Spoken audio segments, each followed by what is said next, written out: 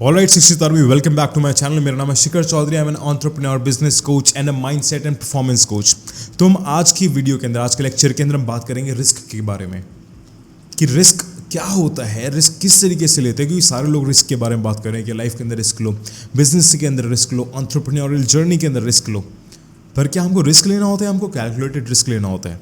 आज हम इस चीज़ पे बात करें कि जो स्मार्ट लोग होते हैं वो हमेशा कैलकुलेटेड रिस्क लेते हैं. क्योंकि कैलकुलेटेड रिस्क जो होता है ना, वो तुम्हारे सक्सेस के चांसेस 100% नहीं करता, पर वो तुम्हारे सक्सेस के चांसेस को कंपैरेटिवली बढ़ा देता है.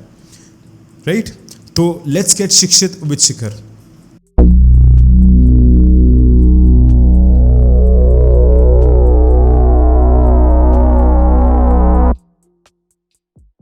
नाउ पहला पॉइंट आता है यार हमारा कि व्हाट इज कैलकुलेटेड रिस्क. यार कैलकुलेटेड रिस्क आखिर होता क्या है?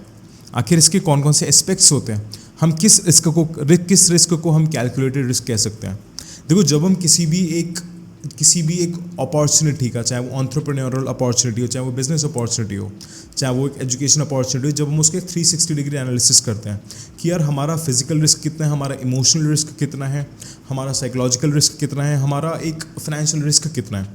जब हम इन सब चीज़ों को कैलकुलेट करते हैं और इन सब चीज़ों के अंदर देखते हैं कि यार हम कितना इसके अंदर लॉस कर सकते हैं, कितना प्रॉफिट कर सकते हैं, तब हम उसको एक कहते हैं कैलकुलेटेड रिस्क. क्योंकि जितने भी तुम्हें सक्सेसफुल लोग दिखेंगे वो हमेशा कैलकुलेटेड रिस्क लेते हैं. क्योंकि कैलकुलेटेड रिस्क तुम्हारे पास आता है डेटा के साथ, कैलकुलेटेड रिस्क आता है इन्फॉर्मेशन के साथ.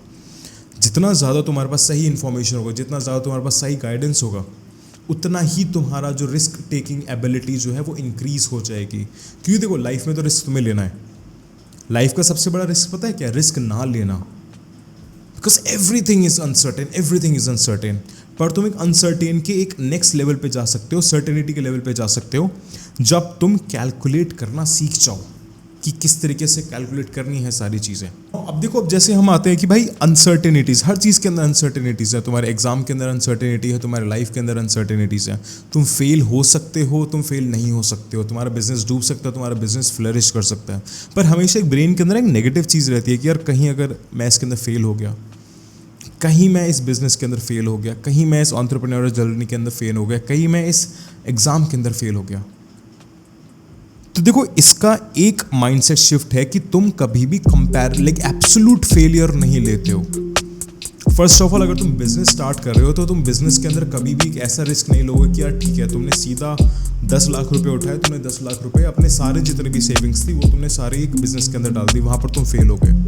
वो तो एक बहुत ही ज़्यादा स्टूपिड डिसीजन होता है. स्टार्टिंग के अंदर तुमको एक स्मॉल स्टेप्स लेने होते हैं, स्मॉल बिजनेस से स्टार्ट करने होते हैं.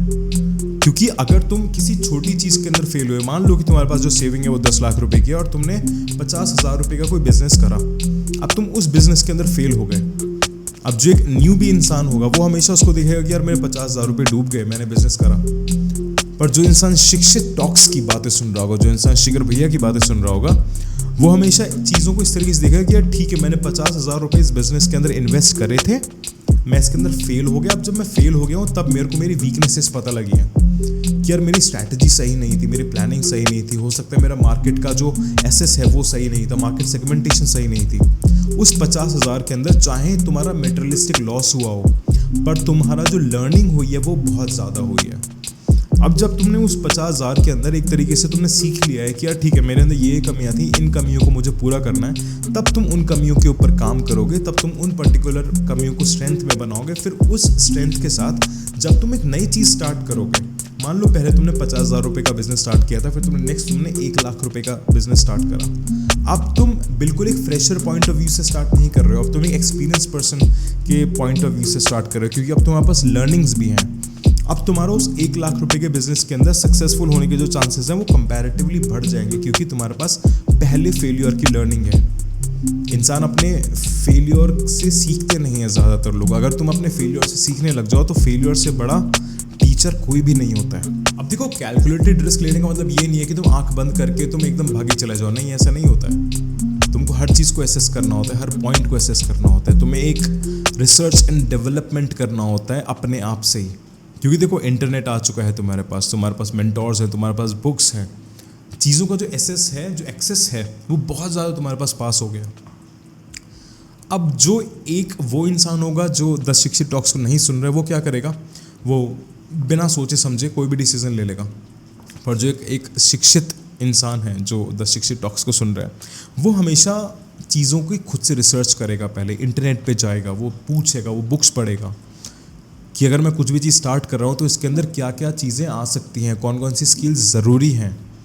इसको हम कहते हैं calculated risk of the skills, कि तुमको अपनी स्किल्स देखनी है, कि अपने आप से पूछना है कि यार जो पर्टिकुलर बिजनेस या एंटरप्रेन्योरियल जर्नी या मैं कोई भी स्टेप लेने जा रहा हूँ उसके लिए मेरे पास स्किल्स हैं या नहीं हैं। इस तरीके से एक जो कैलकुलेटेड रिस्क का जो कंसेप्ट है वो स्टार्ट होता है।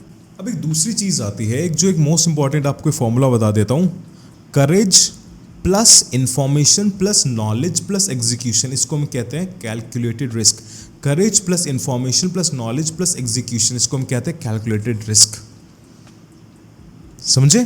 तो पहले तो आपके अंदर करेज डेवलप होना चाहिए कि ठीक है, अगर मेरे को बिजनेस करना है, एग्जाम की प्रिपरेशन करनी है, उसके बाद तुमको नॉलेज गैदर करनी है, इन्फॉर्मेशन गैदर करनी है। मैं नॉलेज और इन्फॉर्मेशन पे इसलिए आपको इतना फोकस कर रहा हूँ क्योंकि देखो ये सबसे इंपॉर्टेंट चीज़ होती है किसी भी चीज़ के लिए। अगर आपके पास खुद से नॉलेज नहीं है तो आप लिंक के नीचे डिस्क्रिप्शन के अंदर लिंक है, आप उसके अंदर जाके एक मुझसे कंसल्टेशन, पर्सनल कंसल्टेशन बुक कर सकते हो लाइफ के लिए रिगार्डिंग, बिजनेस के रिगार्डिंग, एजुकेशन के रिगार्डिंग, जिससे आपका जो एक टाइम है, जो आप हिट एंड ट्रायल के अंदर जो अपना टाइम जो वेस्ट करोगे, वो टाइम वेस्ट ना करके आप उस टाइम को एग्जीक्यूशन के अंदर वेस्ट करो, एग्जीक्यूशन के अंदर इम्प्लीमेंट करो। सो इससे तुम कोई भी जर्नी स्टार्ट करो यार, उसके अंदर हमेशा कैलकुलेटेड रिस्क लोगे। तुम कैलकुलेटेड रिस्क नहीं लोगे, तुम फेल हो जाओगे। मतलब अगेन तुमसे कह रहा हूँ, इसलिए कोई भी स्टेप लेने से पहले चीज़ों को सीखो, पढ़ो। जितना रिसर्च करोगे तुम्हारा उतना ज़्यादा चांसेस बढ़ जाएंगे आगे बढ़ने के।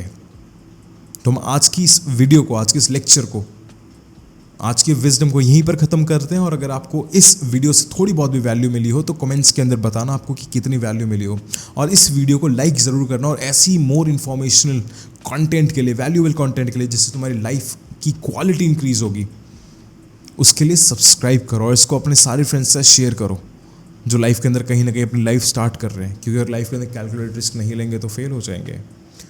So, this is our Shikhar Chaudhary, founder and educator of the Educations and Shikshit Talks, signing off.